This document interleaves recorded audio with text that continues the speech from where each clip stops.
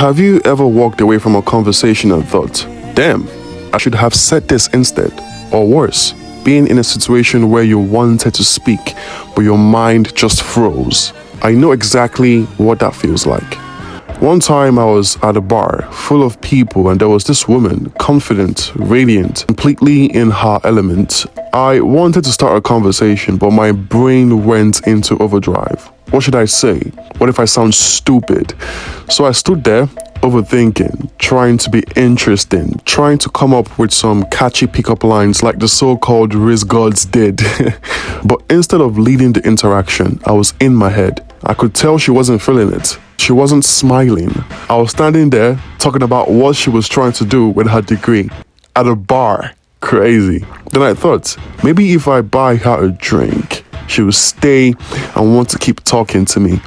Never mind the fact that I had already told her I don't drink. So I bought her a drink, and just like that, she vanished. Gone, like a magician. A few minutes later, I saw her dancing with a football athlete, laughing, having a great time, and there I was, standing alone, wondering why that wasn't me. Instead of accepting reality, I walked up to her friend as if I had the right to demand an explanation. Why did she leave? Why should she come back? But let's be real, she didn't owe me anything. And in that moment, I realized something. Conversation isn't about having the perfect words. It's about being present.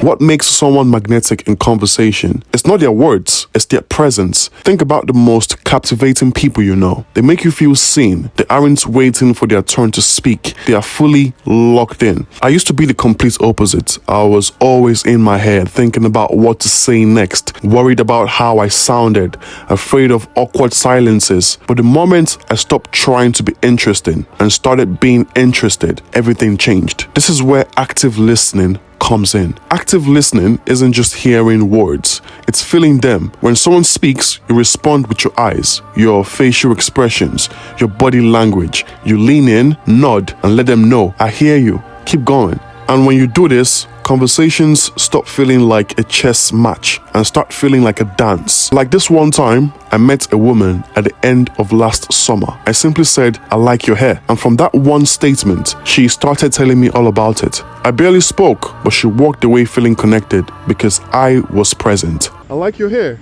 Thank you. How are you doing? I actually just went natural. Oh, is it? What hairstyle do you normally go for all the time? I relaxed my hair for like 13 years. 13? So straight. Yeah.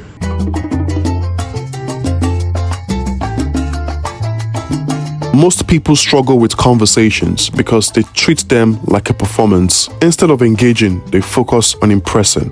But real connection happens when you stop trying to prove yourself and start asking the right questions. Here's the key. Don't ask boring questions. Make people think. Instead of, where are you from? Try, if you could live anywhere in the world, where would it be? Instead of, what do you do? Try, what's something you do that makes time disappear? Instead of, how was your weekend? Try, what is the best part of your week so far? These questions force engagement. They make people pause, reflect, and open up. And when you follow up with genuine curiosity, you create conversations people remember. Like the woman I mentioned earlier, I was curious about her piercings. Instead of just asking, how many do you have? I said, your piercings are really interesting. The tone of curiosity made her open up about their meaning. And suddenly, we weren't just talking, we were connecting. Very interesting piercings. Yeah. Thank you. Yeah. What inspired that?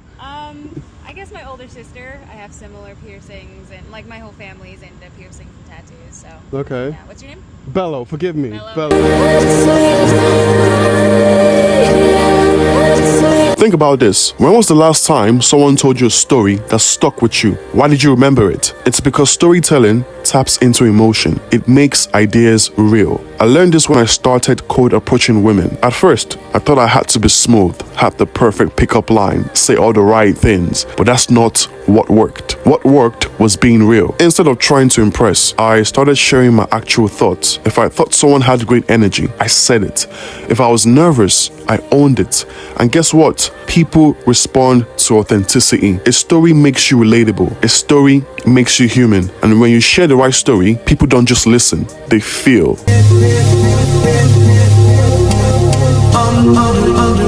Since all of my interactions are filmed in POV format, you won't see my body language, but you will feel it through the way the interaction flows. Eye contact, even in POV form. Confidence isn't just seen, it's felt. You can hear it in the way someone speaks, the steadiness in their voice, the lack of hesitation, pacing, and cadence. A confident speaker doesn't rush.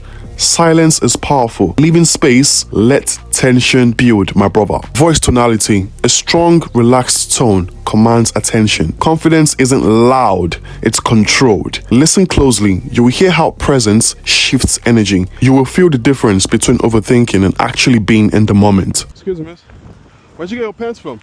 What? Where'd you get your pants from? Randy Melville. Say it again. Randy Melville. Where's that at? It's like back home in New York. Oh, that's where you're from. Yeah. What's your name? Nice to meet you, Bello. Nice to meet you. Did I catch you at a bad time? Yeah, I'm just in the middle of something. Fair enough. Take it easy, eh? Where do y'all go work out at?